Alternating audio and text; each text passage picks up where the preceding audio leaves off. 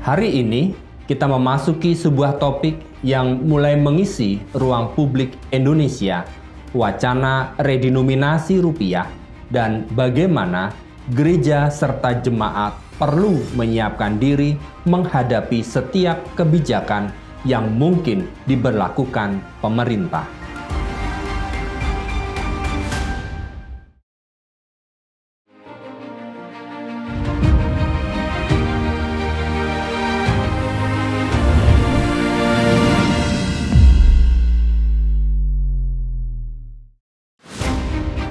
Selamat datang kembali di channel Ikatan Kristen Nusantara. Hari ini kita masuk pada sebuah topik yang mulai ramai dibicarakan di ruang publik Indonesia. Redenominasi rupiah.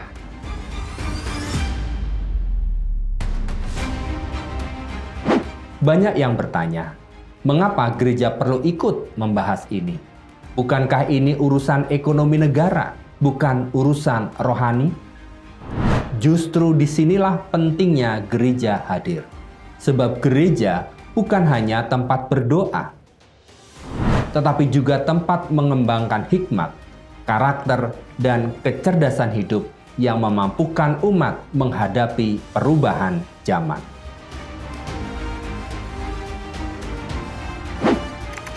Mari kita melihat yang pertama. Apa itu redenominasi dan mengapa dibicarakan?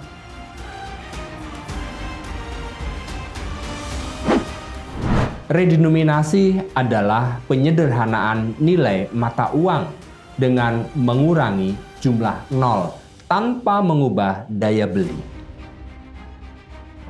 Misalnya, Rp1.000 menjadi Rp1.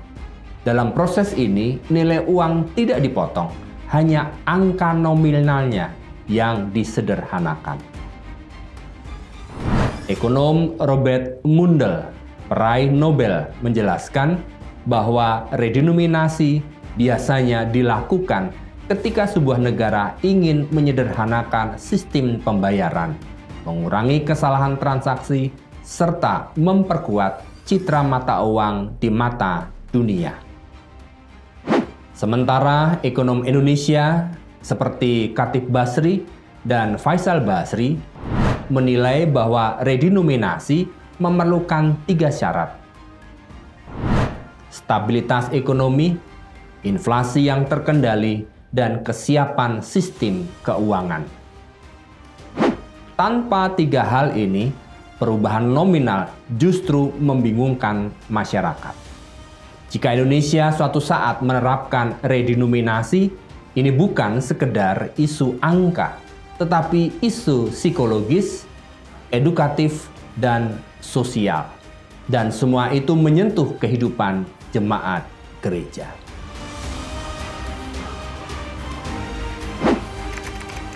Mari kita lihat pada bagian kedua. Mengapa gereja perlu bicara redenominasi?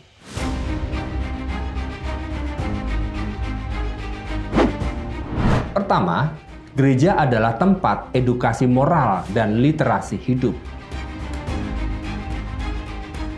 Sosiolog agama Peter Berger menyebut bahwa institusi keagamaan memiliki peran sebagai plausibility structure, struktur pembangunan keyakinan, dan pola pikir masyarakat.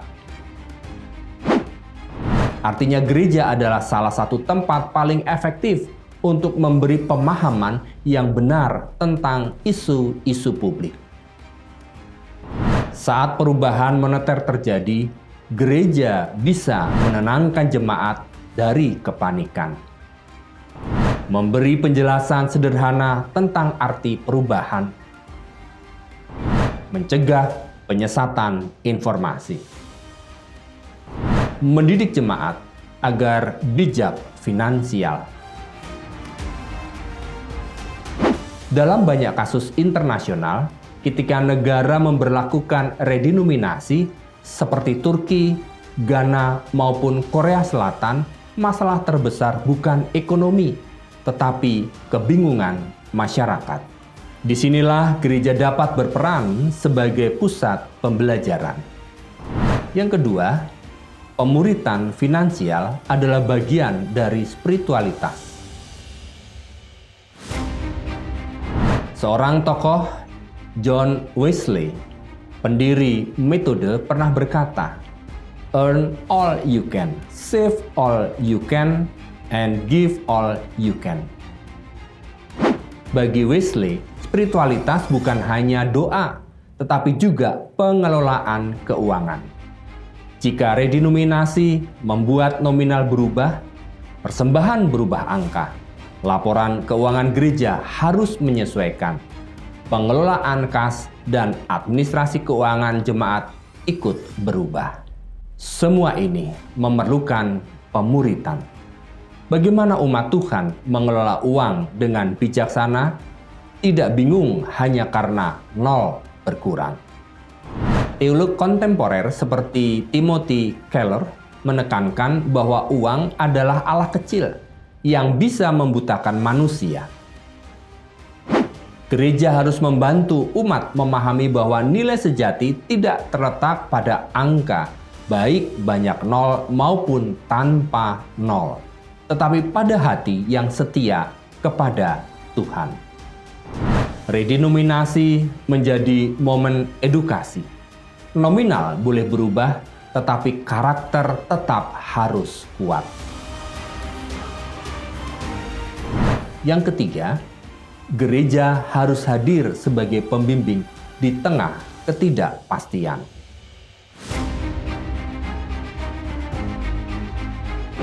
Ketika negara berubah sistem keuangan, muncul pertanyaan-pertanyaan seperti, apakah uang saya berkurang?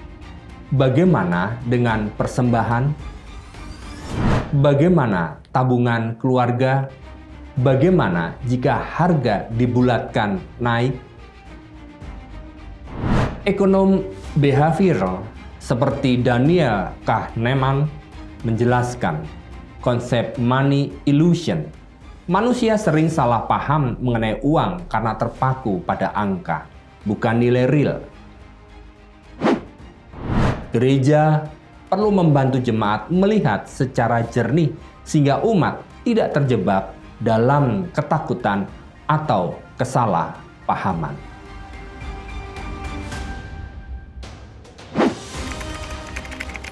Ketiga, perspektif teologis.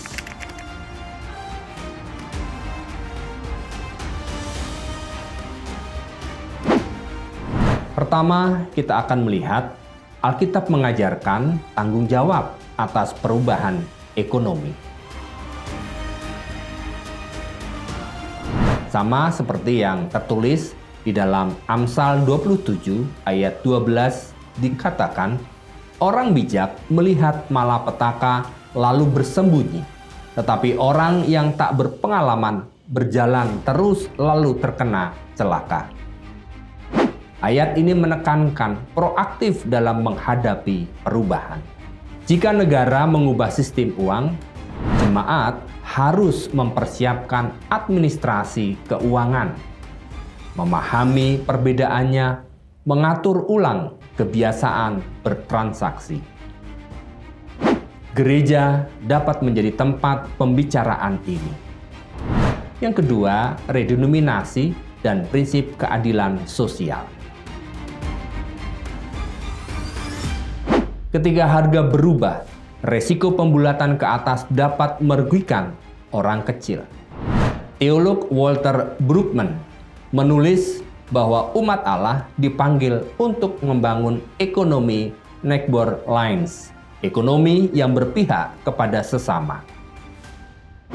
Gereja bisa menolong, edukasi kepada jemaat miskin, pendampingan keluarga rentan, informasi agar tidak tertipu perubahan harga, advokasi jika ada praktek dagang yang tidak adil. Dengan demikian, gereja menjalankan panggilan profetiknya. Ketiga, nilai spiritual. Angka boleh berubah, hati tetap mengabdi kepada Tuhan. Ketika 00 hilang dari rupiah, itu menjadi metafor spiritual.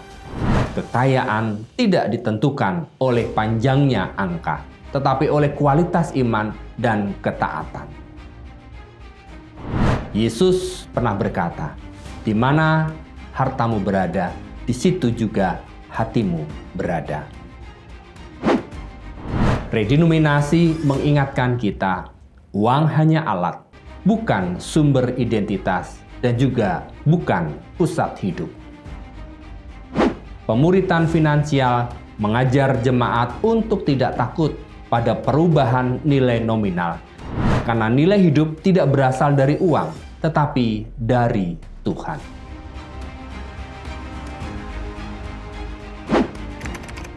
Yang keempat, apa peran konkret gereja jika redenominasi diberlakukan?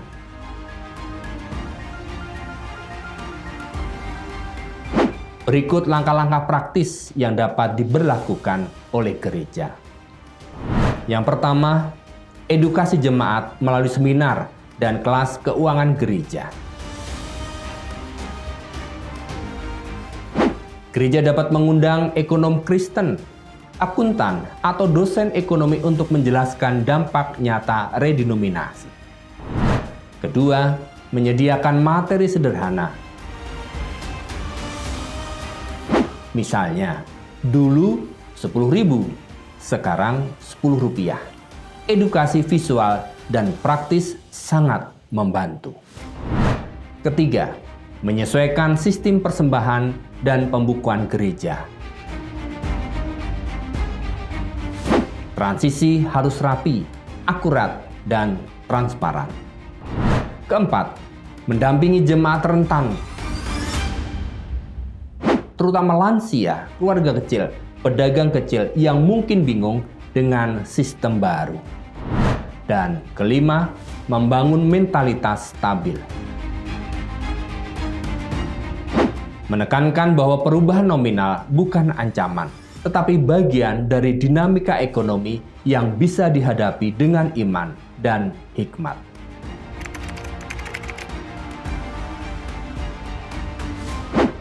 Akhirnya, redenominasi bukan sekedar perubahan angka di uang kertas. Ia menyentuh psikologi masyarakat, sistem pembayaran, pola pikir ekonomi keluarga, dan bahkan cara umat melihat nilai-nilai hidup. Dan disinilah gereja harus hadir, bukan sebagai institusi yang buta terhadap perubahan zaman, tetapi sebagai tempat pendidikan, pemuritan dan finansial, serta penguatan iman.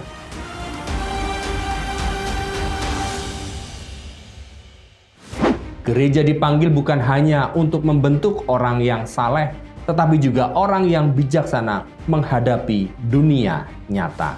Terima kasih sudah bergabung dalam podcast hari ini.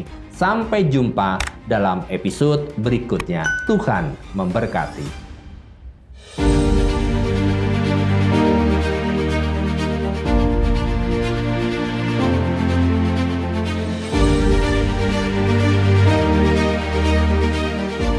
Ikatan Kristen Nusantara adalah komunitas lintas denominasi yang rindu melahirkan generasi Kristen yang maju dan terdepan.